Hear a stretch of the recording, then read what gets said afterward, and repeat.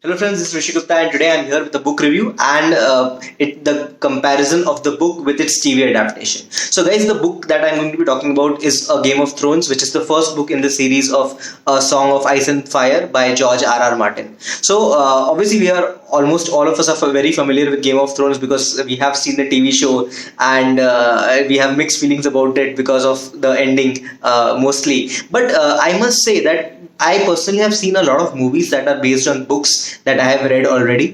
And I think I can confidently say that in almost all the cases, I found that the movie was not as good as the book. And I think that's expected because the book is so much detailed and the descriptions and the story is so layered that not everything can be shown in a 3 hour movie or a 2.5 hour movie on screen. So you have to leave out parts, you have to leave out often important parts from the book, and hence the movie often disappoints. The Harry Potter series, I have watched all the movies and I have read all the books, and I can very confidently say that the books are way, way, way better than the movies. And the same goes for almost everything that I have watched. The Hunger Games, I have read the books, I have seen the movies, the Twilight series, the Dan Brown books, where Robert Langdon has his adventures. Almost all the books are way, way better than the movies. So it's a very tricky thing when you decide to adapt a classic literary, work into a TV show or a movie.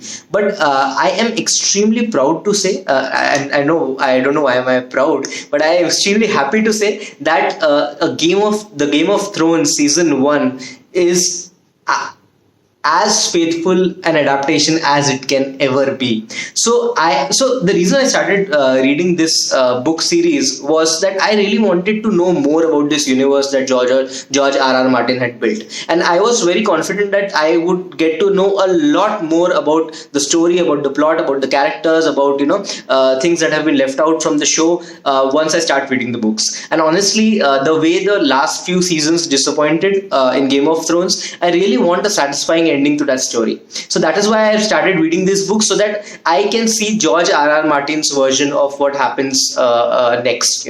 Because so again, I keep on drifting to the TV show.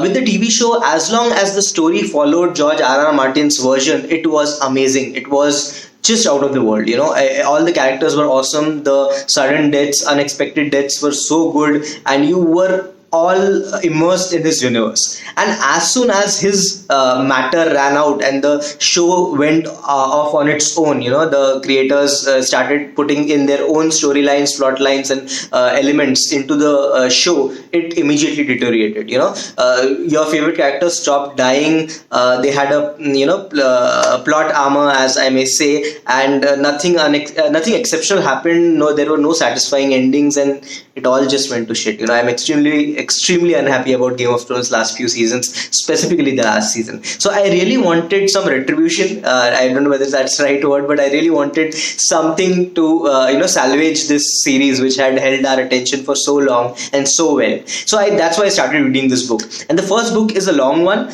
and it is a mirror image, or rather the show is a mirror image of the book. They have followed the book scene by scene. Dialogues are exactly the same. There are very few scenes or plots that have been left out in the show, and I don't miss them. Normally I'm very critical of a TV show or a movie that leaves out important plots, but here I could not find any of the plot lines that were left out in the show. I really am happy that the creators did exactly what was in the book. The dialogues were the same.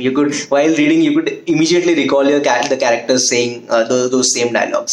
So what the show has done well is the casting has been amazing. The characters that have been fleshed out in the book are probably as the clones of their book counterparts. They have done it really well.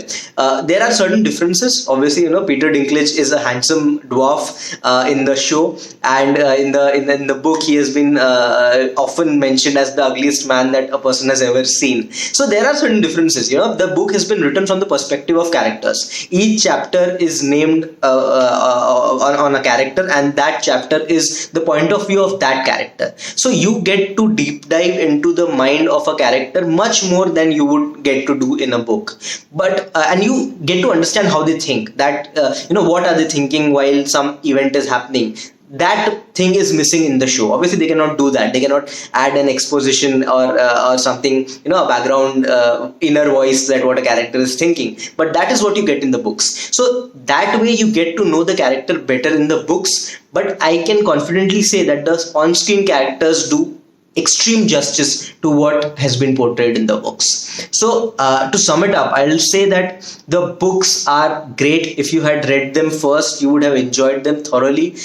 They are not, I would say, so there are certain books that you like because they are brilliantly written. The prose, the choice of words, the grammar, the metaphors are beautiful. There are certain books you like because of this factor. But this book obviously has been written well. You cannot fault that. But the highlight of the book is the story and the way and the number of characters they develop simultaneously. So in any show or book, there are normally one or two or maybe three main characters whom you follow, and they are the protagonists of the show or the book. But in this book, there are so many characters that are developed simultaneously, and I understand why George R.R. Martin does that, because he needs to kill a lot of characters, and you don't want to lose interest if your favorite character dies. So you have to have many characters you're rooting for. So that is the good part.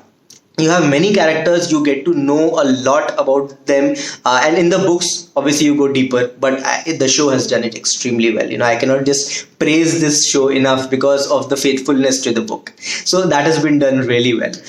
Apart from that, in the book there are obviously backstories that are missing from the show. You get to know much more about the history of Westeros or the Seven Kingdoms or the Targaryens and all of that in much depth in the books. So that is one thing that is missing, but I would not say that's a crippling blow to the show.